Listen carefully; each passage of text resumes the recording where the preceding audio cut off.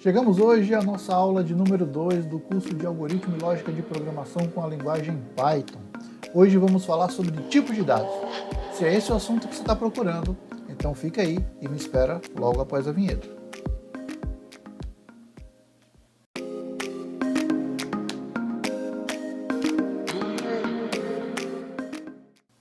Salve, salve galera, Messias aqui na área. Hoje eu estou aqui para falar para vocês um pouquinho sobre tipos de dados.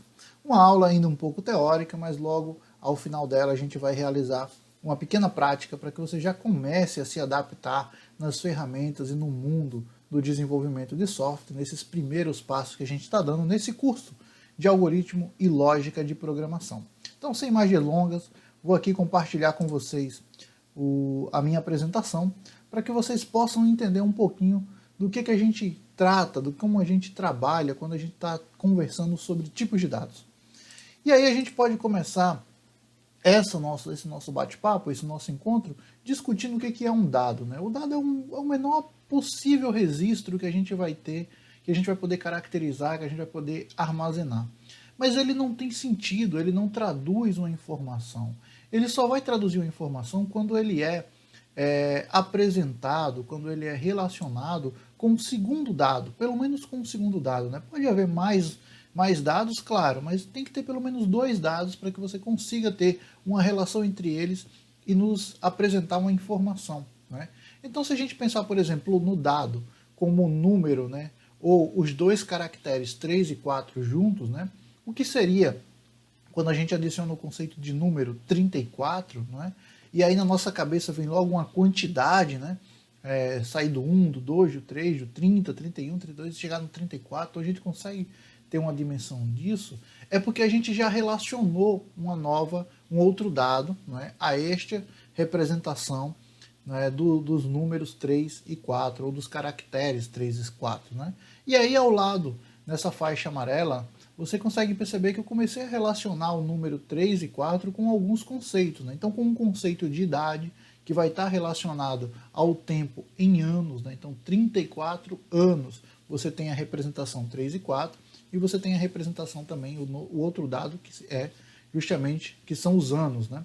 Você também tem uma outra representação de tempo em horas, né? 34 horas, e por fim uma representação em quantidade de pessoas, né? 34 pessoas. Então veja que o dado é exatamente aquilo que a gente armazena lá no nosso banco de dados, não é? Aquilo que as linguagens de programação vão poder tratar dentro das suas lógicas de programa, mas que ele é relacionado com um outro dado para que faça sentido a leitura do ser humano. Tá? Então é nesse contexto que a gente vai trabalhar um pouquinho hoje, porque existem tipos de dados diferentes.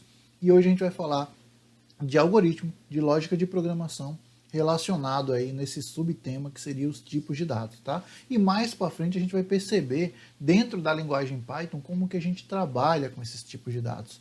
Tá bom?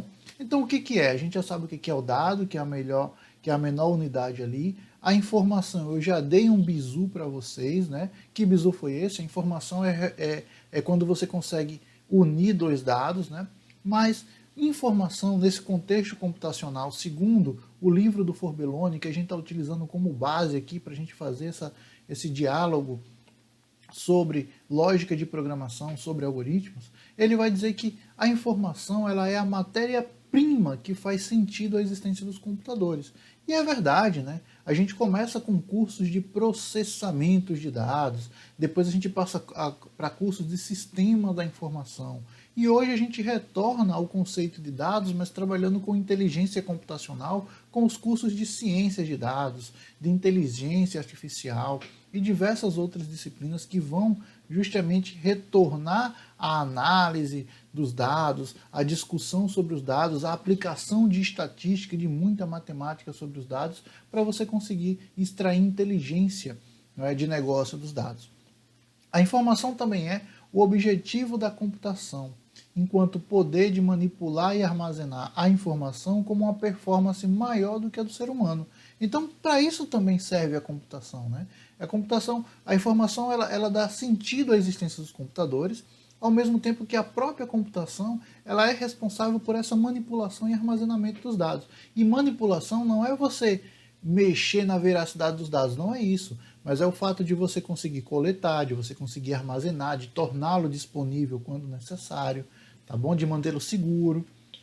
É esse tipo de manipulação e armazenamento. Só que a capacidade que a computação dá é que você consiga analisar muito mais dados do que um ser humano teria no mesmo tempo, não é? No mesmo tempo.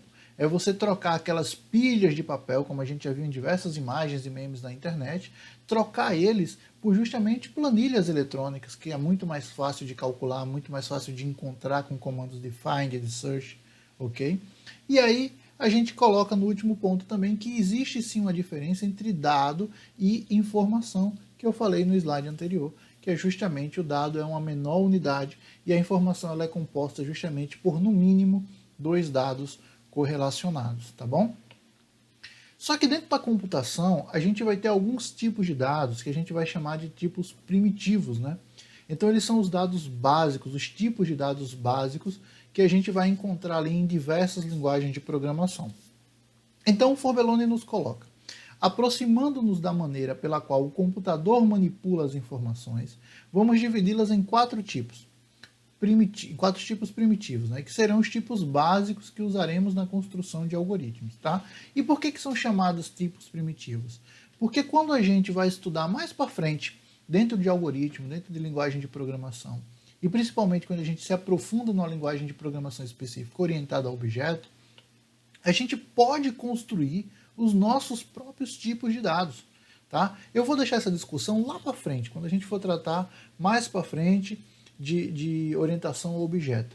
Mas nesse momento é entender que os tipos primitivos eles já vêm prontos para que a gente trabalhe na linguagem de programação e por isso tão importante que a gente os entenda, os compreenda, mas que poderemos também num futuro, quando a gente se aprofundar um pouco mais nos estudos, compreender que nós podemos criar os nossos próprios tipos de dados. Não é? Mais para frente, para quem tiver aí um pouco mais avançado nos estudos, serão os conceitos das classes. Né? As classes elas vão criar tipos de dados para que a gente possa trabalhar. Tá?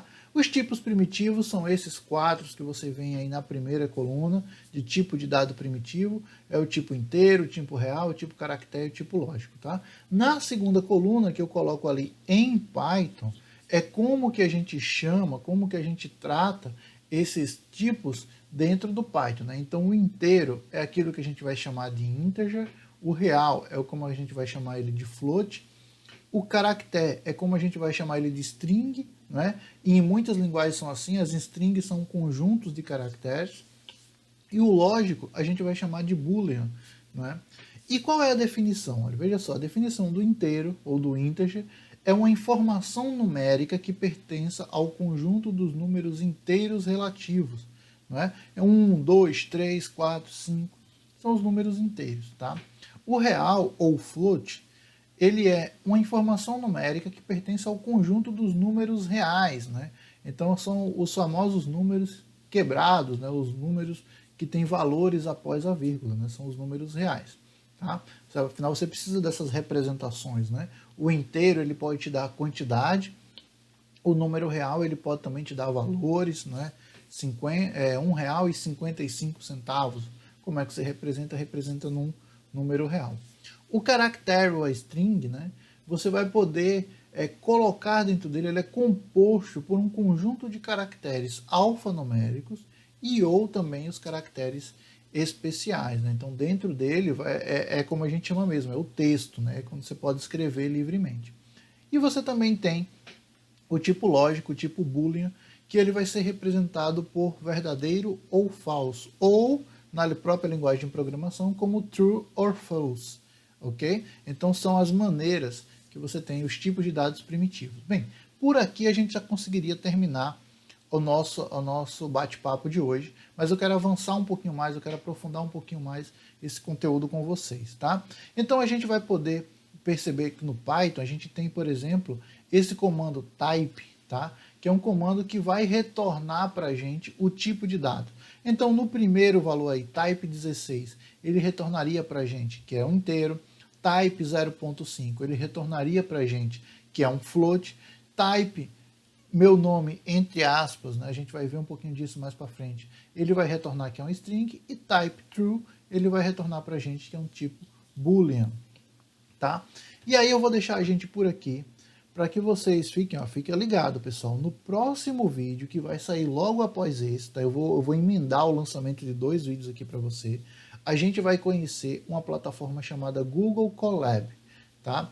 É uma plataforma para desenvolvimento baseada no Jupyter Notebook, com um background em Python, tá? O que é o Google Colab? Fica ligado, curte aqui logo esse vídeo, compartilha esse e logo em seguida já passa para o próximo vídeo, porque você vai descobrir o que é o Google Colab. Beleza, pessoal? Então, por hoje, a gente vai ficar por aqui, ou melhor, neste vídeo a gente vai ficar por aqui, mas fica ligado no próximo vídeo para você saber um pouquinho sobre o Google Colab e a gente também realizar esses exemplos lá da função type, para você ver como é que funciona isso no Python. Beleza, pessoal? Então, salve, salve, e aí segue o próximo vídeo.